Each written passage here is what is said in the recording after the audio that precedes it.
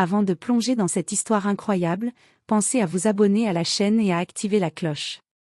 Ici, chaque récit a quelque chose à dire, et vous ne voudrez pas en manquer un seul. La nuit était tombée sur le domaine ancestral, et pourtant, aucun silence ne régnait. Des cris étouffés et le fracas du métal résonnaient dans les couloirs.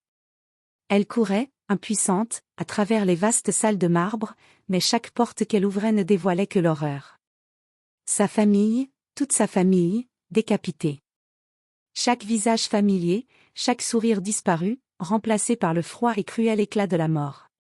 Ses mains tremblaient, maculées de sang et de désespoir. L'ombre d'un traître planait dans le château, mais elle ignorait qui. Était-ce un ennemi extérieur, ou un proche guidé par l'avidité et la trahison? Avant qu'elle ne puisse comprendre, des soldats l'encerclèrent. Accusée à tort d'un crime qu'elle n'avait pas commis, elle fut jetée dans un donjon humide. La pierre froide mordait sa peau, et l'obscurité semblait vouloir avaler son âme. Les chaînes qui entravaient ses poignets étaient autant physiques que psychologiques. Chaque nuit, elle entendait les murmures des fantômes de sa famille, comme un écho de la justice qu'on lui avait volée. Mais malgré la douleur et la peur, une flamme brûlait en elle. La haine contre ceux qui avaient détruit sa vie, et la détermination de ne pas finir brisée dans ce cachot.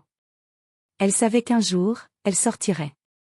Et quand ce jour viendrait, ceux qui avaient pris sa famille paieraient le prix de leur trahison. Le destin venait de frapper, mais il n'avait encore rien vu de sa vengeance. Le silence du donjon n'était brisé que par le cliquetis des chaînes et le goutte-à-goutte régulier de l'eau sur la pierre froide. Elle était assise dans un coin, les genoux contre sa poitrine, le visage marqué par les larmes et la fatigue. Chaque souffle lui rappelait la chaleur des bras de sa famille, perdue à jamais. Les geôliers passaient parfois devant sa cellule, indifférents à sa présence. Certains parlaient entre eux de rumeurs et de complots, révélant, sans le savoir, des indices sur l'identité de ceux qui avaient orchestré le massacre. Chaque mot était une pièce du puzzle qu'elle commençait à assembler dans son esprit. Elle observa les fers qui retenaient ses poignets et ses chevilles. Le métal était ancien mais robuste, un défi qu'elle savait pouvoir surmonter avec patience et ruse. La faim et la douleur n'étaient que des obstacles temporaires. Son esprit, lui, restait libre. Dans le noir, elle murmurait les noms de ses parents, de ses frères et sœurs, promettant silencieusement qu'elle vengerait leur mort. Chaque nuit, elle dessinait dans l'air des plans d'évasion, détourner l'attention des gardes, trouver une faille dans la muraille, utiliser leur arrogance contre eux. Elle savait que sa survie dépendrait autant de son intelligence que de son courage.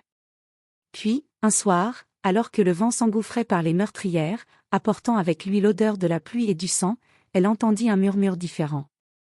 Un mot, à peine audible, liberté. Cela venait d'un autre prisonnier, ou peut-être d'un allié inattendu, mais ce souffle d'espoir alluma une flamme nouvelle dans son cœur.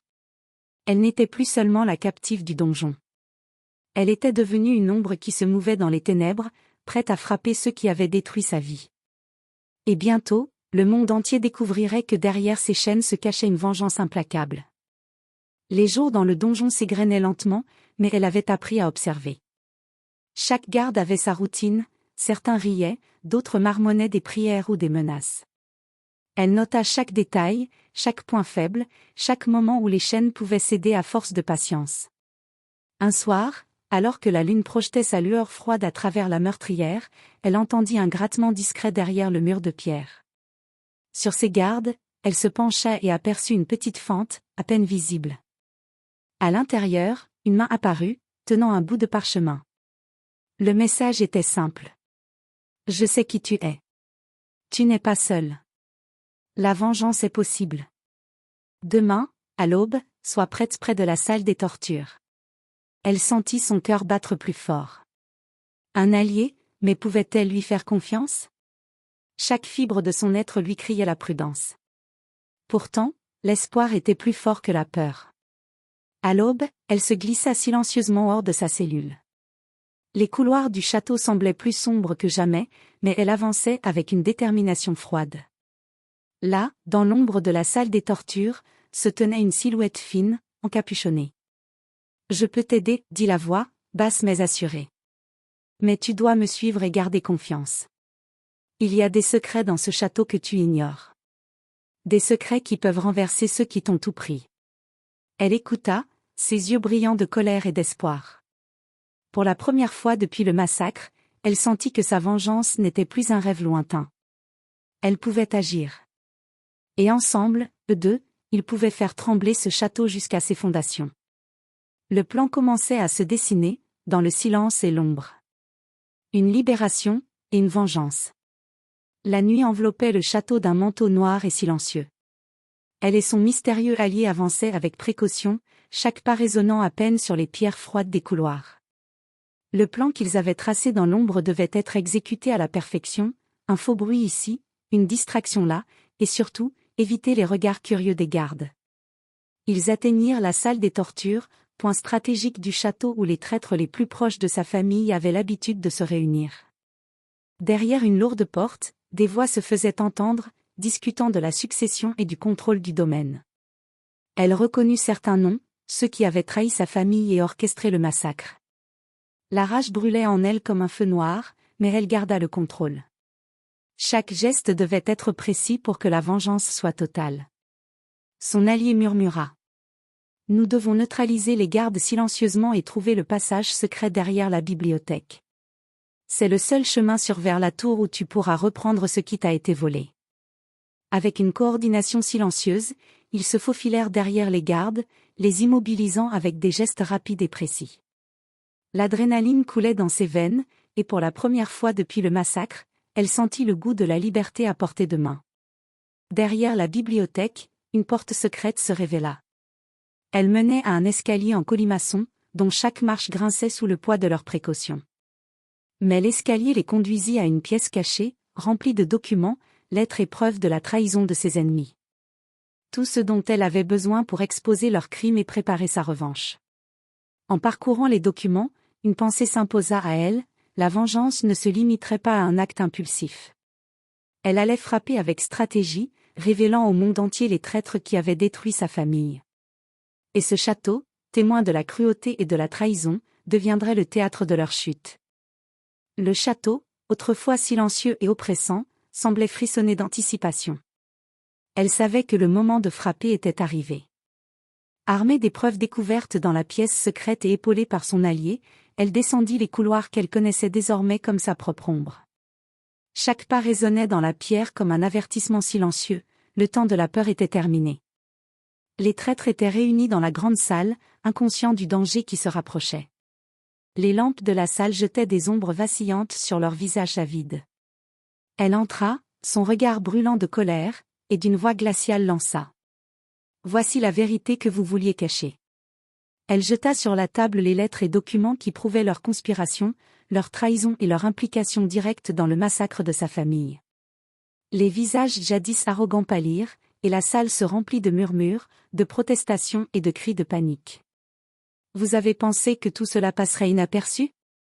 Que ma famille serait oubliée, continua-t-elle, chaque mot tranchant comme une lame. Aujourd'hui, le monde saura qui vous êtes. » Les gardes, complices ou naïfs, hésitèrent face à cette révélation, permettant à son allié et à elle de contrôler la situation. Un par un, les traîtres furent neutralisés et forcés de se confronter à la justice qu'ils avaient tenté d'éviter. Elle sentit un poids immense se lever de ses épaules. La vengeance n'était plus un rêve lointain, mais une réalité tangible. Et tandis qu'elle regardait les traîtres démasqués et humiliés, une flamme de satisfaction brûlait en elle. Ce château, témoin de la cruauté, allait devenir le symbole de sa résilience et de sa force. Mais elle savait que ceci n'était qu'une étape. La route vers la complète justice et la paix intérieure restait longue. Le monde extérieur attendait encore son retour, et avec lui, les véritables ennemis qui avaient tiré les ficelles dans l'ombre. Le soleil se levait sur le château, projetant ses rayons sur des murs qui avaient été témoins de trahison et de sang. Elle se tenait dans la grande salle, regardant les traîtres désormais vaincus et impuissants. Chacun d'eux portait le poids de ses crimes, et elle n'avait plus besoin de craindre leur vengeance. Son allié se tenait à ses côtés, silencieux mais vigilant. Ensemble, ils avaient transformé le désespoir en force et la douleur en stratégie. Elle savait que le monde extérieur l'attendait, mais pour la première fois depuis le massacre, elle se sentait libre. Elle s'approcha de la fenêtre et contempla les terres de sa famille, jadis perdues dans l'ombre du complot. Le vent caressait son visage, emportant avec lui le parfum des souvenirs et le goût de la revanche accomplie. Sa famille n'était plus là pour partager ce moment, mais leur mémoire vivrait à travers chaque action juste qu'elle entreprendrait désormais. Puis, avec détermination, elle fit un pas vers un nouveau départ. Le château, désormais silencieux et purgé de ses ennemis, n'était plus seulement un lieu de douleur, il était le symbole de sa résilience et de sa renaissance. Et dans le cœur de la jeune femme, une vérité éclata. La véritable liberté ne vient pas seulement de la vengeance, mais de la force de se relever et de reconstruire sa vie, même après la pire des tragédies. Alors qu'elle quittait le château pour affronter le monde extérieur, ses chaînes brisées et son esprit affûté, elle savait une chose avec certitude, rien ni personne ne pourrait jamais plus lui voler son courage, sa dignité, et sa famille, vivante dans son souvenir, resterait pour toujours son guide.